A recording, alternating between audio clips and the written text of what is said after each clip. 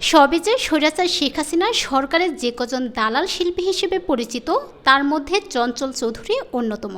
তিনি এতটাই শেখ হাসিনার তোষামত করেছেন যে যা ছিল দৃষ্টিকটু। 2014 সালে যখন সরকার বালুর ট্রাক দিয়ে খালেদা জিয়ার বাড়ির রাস্তা বন্ধ করে দিয়েছিল, তখন চঞ্চল চৌধুরী, জাহিদ হাসান, ঝুনা চৌধুরী, হাসান ইমাম, গাজী রাকায়েত, তারানা হালিম, পীযূষ বন্দ্যোপাধ্যায়ের নেতৃত্বে খালেদা জিয়ার বাড়িতে আগুনে দগ্ধ মানুষের তালিকা টানিয়ে দেন। এছাড়াও এক অনুষ্ঠানে শেখ হাসিনার সামনে গান গেয়ে তাকে পা ছুঁয়ে সালাম করার ভিডিও এখন ভাইরাল। ছাত্র জনতার আন্দোলনেও তিনি ছিলেন অনুপস্থিত।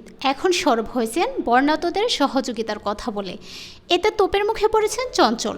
22 আগস্ট বৃহস্পতিবার দুপুর 12:15টায় ফেসবুক ভেরিফাইড পেজে এক পোস্টে তিনি লিখেছেন, আসুন আমরা সবাই বানবাসী মানুষের পাশে দাঁড়াই। এরপর কিছু আশ্রয়কেন্দ্রের ঠিকানা ও ফোন নম্বর উল্লেখ করে লিখেছেন, সবাই সাবধান থাকুন, আবহাওয়া খুবই খারাপ, জলাবদ্ধতা বেশি হলে আশ্রয়কেন্দ্রে উপস্থিত হন, বাড়িতে অবস্থান করতে পারলে প্রয়োজনীয় শুকনো খাবার, পানি, স্যালাইন ও মোম মজুত রাখুন, পারলে পাশের আশ্রয়কেন্দ্রে ও প্রতিবেশীদের শুকনো খাবার দিয়ে সাহায্য করুন। তবে নেটিজেনরা বানবাসীদের নিয়ে অন্য তারকাদের উদ্যোগ প্রশংসায় ভাসলেও চঞ্চলের ক্ষেত্রে হয়েছে উল্টো।